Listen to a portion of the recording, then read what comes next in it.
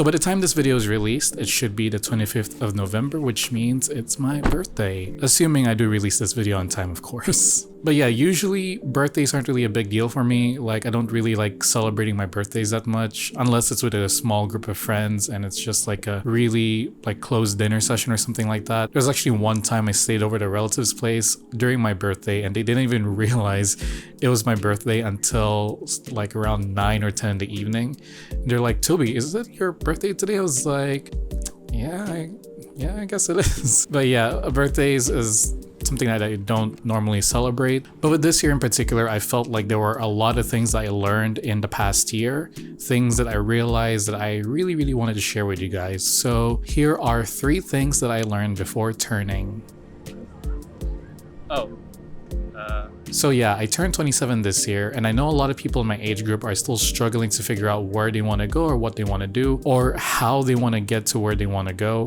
And honestly, even for me, I'm still in that stage where as I'm turning 27, I'm kind of dreading it a little bit, because I feel like I could have done so much more in the past year that could get me to a better place. So basically, I'm in what I call the what if place, where it's like if I started releasing videos more and more, I could be here right now. If I started doing this earlier, I could be here right now. Basically, all these thoughts in my head of regrets that I've had in the past 7 or so years in my 20s. Because honestly, even till this day, I still feel kind of lost, because I have absolutely no idea what I'm doing at all, and it's terrifying. It's one of those things where I thought I had a plan, but in the end, like, you know, life just likes to take you on random side quests, I guess. But I guess that brings me to the first thing that I learned in the past year, which is to be patient and trust the process. I feel like a lot of people in secondary school and in college have this romanticized idea of what their 20s will be like, whether or not they have a stable career, they'll have a great family, they'll travel the world a lot and they'll earn tons of money. And I was one of those people too. As a matter of fact, 10 years ago when I was still in college in Singapore,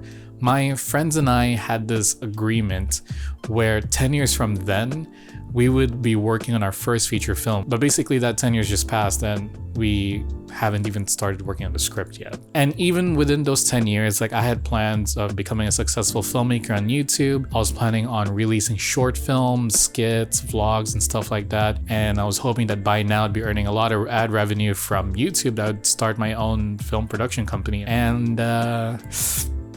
guess what? That plan was a total bust. And the thing is, like, even when I started to ground my plans a little bit more, such as when I was working for my previous company, I was thinking about doing my YouTube channel on the side while doing my work. I didn't realize like how difficult it'd be to balance your work life with your personal life. And I believe I mentioned this before in a previous video where my skills started to plateau and eventually, like, you know, the quality of my work started to drop as well. But of course, it was after leaving that old job and joining the new company that I am now, I started to realize that there is a process to this. And sometimes for some people, that process takes a bit of time. There was actually a moment where I realized that it was kind of a good thing that I didn't get successful early, because I didn't realize that there was actually a lot of myself that I didn't know about that I needed to work on. And there were still a lot of things I needed to learn. Because with 2023 in particular, I started to hone my skill set a little bit more. I started to work on my editing, work on my cinematography a little bit more, because even with the job that I have now, with the kind of stuff that we're doing, if it wasn't for the stuff that I was doing in a previous company, honestly, I wouldn't have been able to do half of any of the things we were doing in the current company that I'm working at now, because there was so much that I learned in my previous company that I didn't realize would be applicable to other companies that I'd be applying for. So if you feel like you're not in the fast lane and life is moving too slow for you, just take some time, like, you know, go with the flow and maybe take some time to evaluate yourself a little bit. Try to figure out what it is you still need to do in order for you to get to where you want. And just enjoy the process. Because even with people who are successful at my age, there is a process they had to go through before they got to where they want to be. It just so happens that maybe they figure things out a lot faster. I think one of the more important things as well is to not compare yourself to others, because I do fall victim to that, where I do see my friends on Facebook or Instagram where they already have kids, they have high paying jobs, and I'm like, how do I get to where you are right now? And I just look at myself, I'm like, what am I doing? But again, everyone has their own pace in life. Just take the time, enjoy the process, and remember that life is a learning journey. 19 minutes of recording this and I'm already out of breath. My goodness. That actually brings me to the next thing that I learned in the past year, which was health is wealth. So I was supposed to be doing my daily walk by now, but since it was raining and it's still a little bit cloudy, I have no choice but to just stay in. I actually planned to vlog my whole walking routine, but anyways, so sometime in the middle of the year, I actually had to rush to the emergency room because I felt really intense chest pains and I had no idea what it was, and I was worried it could have been something serious. Thankfully, it was just a case of heartburn, but even then, the doctor suggested I get a lab test right after. And with subsequent lab tests after that, we actually found out that I had an issue with my gallbladder where there was like a lot of sludge or something like that, and there were like really tiny stones in my kidney and my gallbladder, but it was nothing too serious, so you know. Basically, my doctor told me that I needed to get my health in order. She recommended a proper diet and exercise, which is when I started to do my daily walks, where I tried to maintain at least 10,000 steps per day. And besides issues with my gallbladder, my gout actually flared up again, and I've not had a flare up since 2019, I think, so that wasn't fun either. It was really painful for me to move around. But yeah, after 3 months, I took another lab test, and thankfully my uric acid levels and my gallbladder showed massive improvements. With that being said, somehow my cholesterol and my blood sugar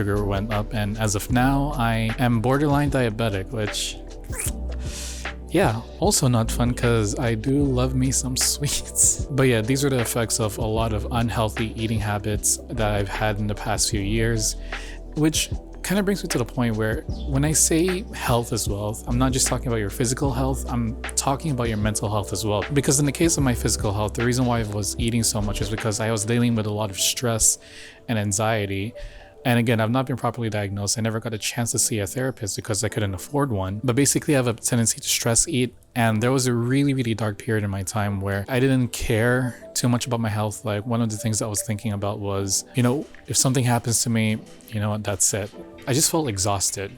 I felt frustrated with a lot of things in my life. And obviously, like when thoughts like that start to develop, it could lead to something worse, and it did lead to something worse, and that's something I'm not gonna go into detail at the moment because it's something I'm just not ready to share just yet. But yeah, that being said, make sure to take some time to rest. Our bodies can't keep running forever. It needs time to rest. So if you're feeling overworked, if you're feeling burnt out, make sure to take some time for yourself to just recharge, to reset your head, and also make sure to keep your physical body in check. Make sure to keep a proper diet and make sure to move around every now and then. Because I do have a work from home job, and one of the disadvantages of that is the fact that I'm always in front of my computer editing all day. So yeah, it's not exactly the most healthy thing to do compared to before when I was actually moving around, I was actually filming and stuff like that. But yeah, if you're in a position where you're working 9 to 5 in front of a computer all day, make sure to take a few minutes to walk around and yeah, just take care of your health. Because yeah, stress has been the one thing that's been affecting me all my life. Because when I grew up in Singapore, when it came to primary school or secondary school, I was very competitive when it came to education, and our teachers did drill in our heads like, you know, like, this is important, it's important for you to do well in your exams and stuff like that. And I got to the point where like I was really hard on myself whenever I didn't do well. So with me, like, I grew up becoming a perfectionist, which actually brings me to the third thing that I learned in the past year, which is stop chasing perfection. So the one quality that most, if not all, artists have is we're all perfectionists. And rightly so, because one of the things I mentioned in the previous video is that the art that's meaningful to us is the art that we put our heart and soul into. But sometimes it can get a little excessive to the point where our perfectionism becomes a barrier to the stuff that we want to do. In my case, I should have done this a lot sooner. I should have been posting videos at the beginning of the year. If I'm not mistaken, the first video that I posted this year was supposed to be a video that was done back in February, but month after month after month, I kept reworking the video, I kept rewriting the script, I kept reworking the edit, recoloring the video, and it just got to the point where I almost didn't release it. I'm just grateful that a friend of mine, Dave actually, he was on his channel before, he took it upon himself to ensure that I release a video. Like, we made an agreement that a week or so after our conversation, I would release a video and he'd be checking up on me every night to make sure that I was in fact working on it and I was in fact close to releasing it. And I did release it in the end. It was really late, but better late than never. And it was actually my current employer who told me back in February or March to put the reps in, to actually start putting work out there. Don't worry too much about the quality of the video. just focus on practicing and focus on making content, because eventually the more you release, the more your skills will also improve. Because of course, when it comes to art or when it comes to filmmaking, the only way for you to improve is for you to constantly work on something new. I only wish I followed that advice early on, but it's just that for me, I've been at this for 10 years. But the one thing that I have to keep reminding myself is that the reason why I am where I am right now, the reason why I'm able to do what I'm able to do, is because me from 10 years ago took the time to keep practicing. No matter how bad the product was, no matter how bad the videos were coming out, I took time to actually make those videos and to learn from them. Because again, mistakes are an opportunity for us to learn. So if you're trying to start something new, like if you're trying to start a new YouTube channel, or if you're trying a new hobby or things like that, remember, just take the time to practice first, set your foundations right, get the basics right first for whatever it is that you want to do, and then start working on perfection later. Because again, you'll only improve as you continue to work on your craft. No one is perfect the first time around. For example, in filmmaking, everyone fails at their first short film. It's very rare that someone ever succeeds in their first short film, but always take the time to practice, and eventually perfection will come when the time is right. Because honestly, like, chasing perfection is the one weakness I have. I mean, even with this video, I had to delay this for weeks because I couldn't find time to write the script. And then I just decided, you know what? I'm just gonna wing it. I actually didn't script this. Like, I only came up with like a basic outline of the 3 things I learned in the past year, and that was it. Like, all this is just me rambling in my room. I don't even know if the edit's gonna make any sense. If you guys didn't know, that second portion, I'm shooting that tomorrow and I don't even know how that's gonna turn out. So yeah, but this is one of those things where I just want to practice talking to the camera. I want to practice editing this kind of video as well. And whatever happens, happens. If this video tanks, at the very least, it's tanking during the early stages of my career, not in the later stages. So I'm good with it. And again, an opportunity for me to learn. So yeah. Turning 27.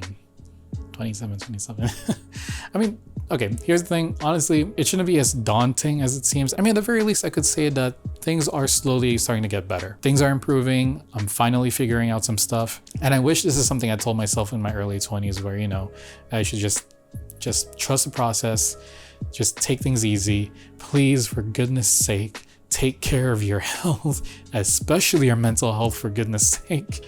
And make sure to keep practicing and stop chasing for that perfect film, because that's the one mistake that I made in film school, both in Singapore and in the States, where I was constantly chasing after the perfect film instead of creating the films that I had in mind. And I have like tons of scripts that I never got to shoot because of that. But yeah, if you're in your early 20s or your mid 20s or even your late 20s, I hope this video helps you out. And as always, if you have your own personal stories to share, please feel free to share them in the comment section below. I'd love to read them as always. Because the one thing that I do believe in is that we do inspire each other with our own stories. So please share your stories below. And let's, again, build a community where we can help each other out. But at the very least, I hope this helps someone out there, even if it's just one person. Just know that you're not alone, your feelings are valid, and it's okay if you feel like, you know, your life isn't where it needs to be, but just know they'll get there eventually. Just, again, trust the process. So yeah, I don't know how these videos are turning out. This is like the 3rd or 4th time I'm doing a video, and it still feels kind of weird. But if you do enjoy videos like this, please make sure to like and subscribe, and God bless, and I'll see you guys around. And here's to turning